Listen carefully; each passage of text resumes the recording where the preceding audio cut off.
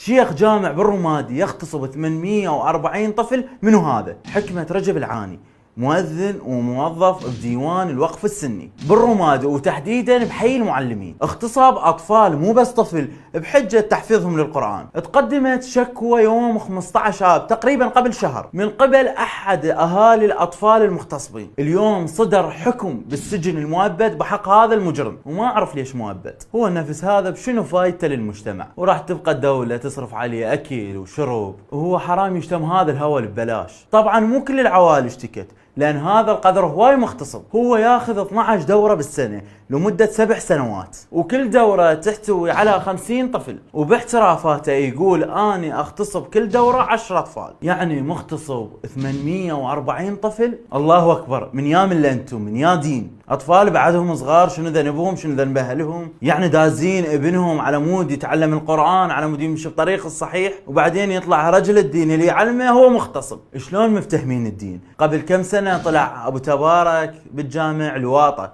وهذا يغتصب الأطفال، لا والنوب اثنين هن ببيت الله وبالجامع. وين الغاثتنا دول أصحاب البيجات أهل الإنسانية شو مغلسين؟ هذا اغتصب طفل، ايش عجب شو ولا واحد حكى. وبالختام أنا كرار الزوقي، الساكت عن الحق شيطان أخرس.